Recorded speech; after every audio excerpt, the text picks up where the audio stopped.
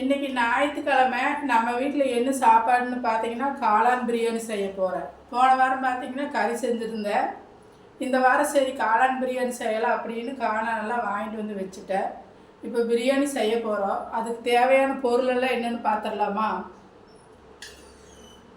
வெங்காயம், பச்சை மிளகாய் வெட்டி வச்சுருக்கிறேன்.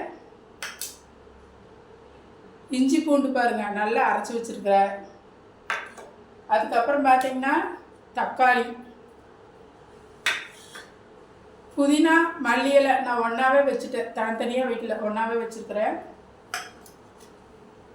பிரியாணி இலை, பட்டை, லவங்கம், அன்னாச்சி பூ ஒன்று வச்சுருக்கிறேன்.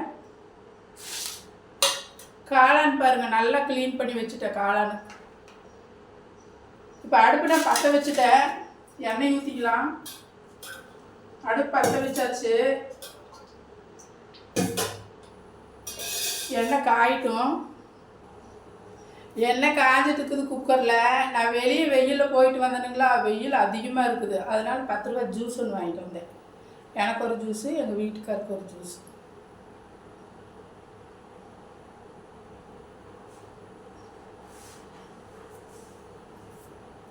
சில்லுன்னு இருக்குது. இப்போ எண்ணெய் காய்ஞ்சிருச்சு. நான் இந்த பட்டை, லவங்கம் இதெல்லாம் போட்டுக்கிறேன்.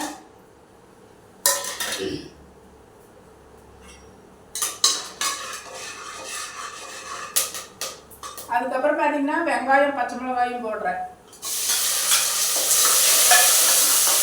வெங்காயம் நல்லா வணங்கட்டும். வெங்காயம் வணங்கிடுச்சு. நான் தக்காளி போட போகிறேன். பிரியாணிக்கெல்லாம் பார்த்தீங்கன்னா இந்த மாதிரி நல்லா பழுத்த தக்காளியாக இருக்கணும். அப்போ தான் இந்த சாரெல்லாம் நல்லா வரும் பழுத்த தக்காளியில்.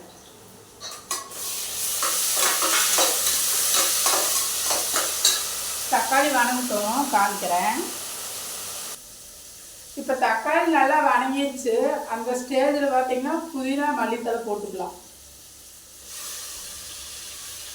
எல்லாம் போட்டு நல்லா வணங்கணும். சரிங்களா? இப்போ பார்த்தீங்கன்னா அதெல்லாம் வணங்கிடுச்சு. வெங்காயம், தக்காளி எல்லாம் நல்லா வணங்கிடுச்சு. இப்போ காளான் போட்டுக்கலாம்.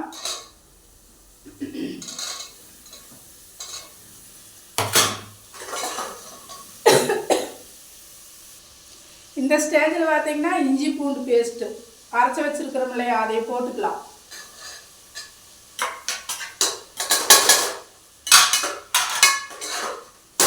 இருங்க வணங்கிட்டு காமிக்கிறேன். நான் பார்த்தீங்கன்னா 2 பச்சை மிளகா தான் போட்டேன். வெய்ய காலமாக இருக்கிறதுனால காரம் கம்மியாக வேணும், 2 தான் போட்டேன். அதனால் பார்த்தீங்கன்னா கொஞ்சம் பிரியாணி மசால் அந்த காரத்துக்காக கொஞ்சமாக போடுறேன் பாருங்கள். இவ்வளோதான்.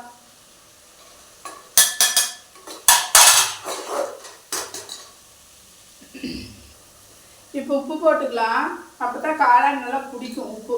அதனால் 2 ஸ்பூன் நான் சால்ட் போடுறேன். நீங்கள் வேணும் கல்லுப்பு போட்டுக்குங்க. இப்போ பாருங்கள் காளான் அந்த மசாலில் எப்படி வந்து வெந்துட்டுருக்குதுன்னு பாருங்கள்.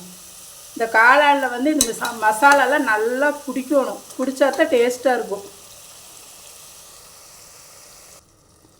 இப்போ பார்த்தீங்கன்னா நல்லா அந்த காளானில் மசாலாலாம் எப்படி பிடிச்சிருக்குது பாருங்கள்.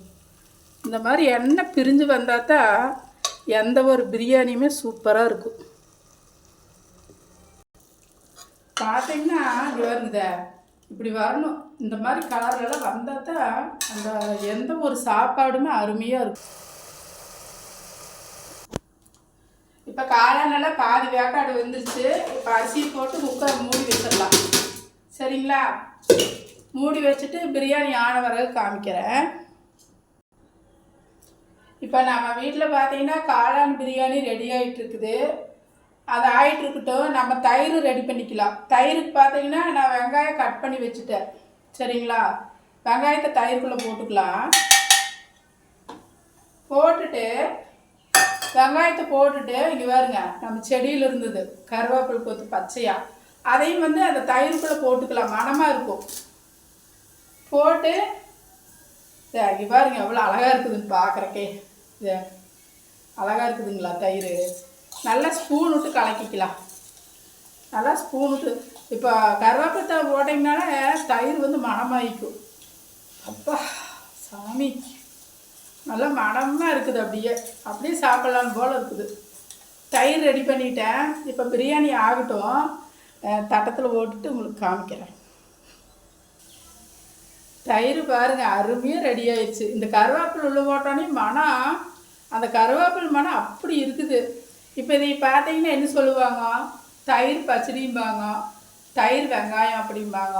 இப்போ பார்த்தா ஸ்டைலாக என்னது ரைத்தா அப்படிங்கிறாங்க. நாங்கள் அப்படியெல்லாம் சொல்ல மாட்டோம். தயிர் வெங்காயம் இல்லாட்டி தயிர் பச்சடி இப்படி தான் சொல்லுவோம்.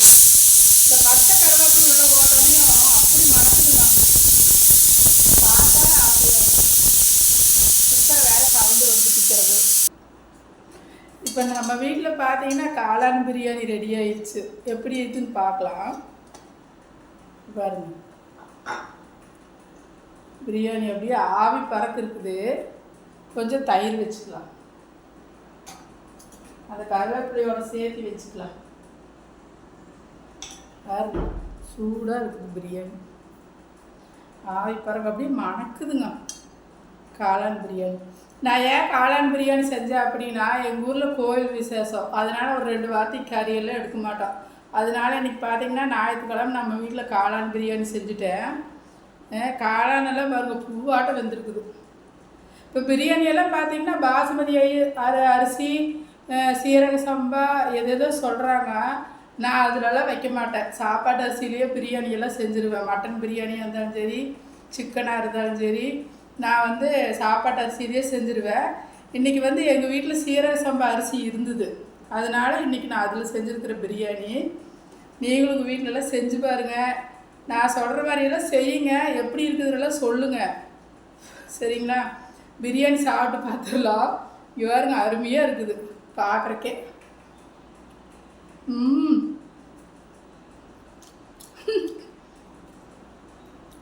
ஒவ்வொரு நாளைக்கு பார்த்தீங்கன்னா இந்த சாப்பாடு நம்ம தான் செஞ்சோமா அப்படின்னு இருக்கும். ஏன்னா அந்தளவுக்கு டேஸ்ட்டாக இருக்கும். அதே மாதிரி பார்த்தீங்கன்னா இன்றைக்கி வெளியே போயிட்டு வந்தோம், வெயில் சரியான வெயில். சரி சாப்பாடு சீக்கிரம் வைக்கணுமான்னு வச்சுட்டேன். மணி 1:30 போகுது. அருமையாக வந்திருக்குதுங்க, சுவையாக இருக்கிறது காளான் பிரியாணி. அது கூட பார்த்திங்கன்னா இந்த வெங்காயம் கருவேப்பிலை தழை எல்லாம் வச்சு சாப்பிட்டா சுவையாக இருக்கும்.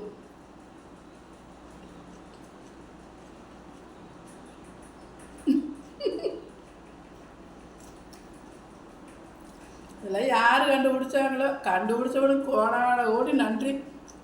இந்த மாதிரி சமைச்சு சாப்பிட்றது, ருசியாக சாப்பிட்றது, ருசியாக செய்கிறது, இதையெல்லாம் கண்டுபிடிச்சாங்க பார்த்தீங்களா, அவங்களுக்கு கோடி கும்பிடு. சரிங்க, நான் இன்றைக்கி இப்போ சாப்பிட போகிறேன். எங்கள் வீட்டில் இன்னும் யாரும் சாப்பிடல. நீங்களும் இதே மாதிரி உங்கள் வீட்டில் காளான் பிரியாணி செஞ்சு வருங்க. எங்கள் வீட்டில் அருமையாக இருக்குது நான் செஞ்சது. எப்படி இருக்குது என்னன்னு சொல்லுங்கள், சரிங்களா? பாய். பசிக்குது.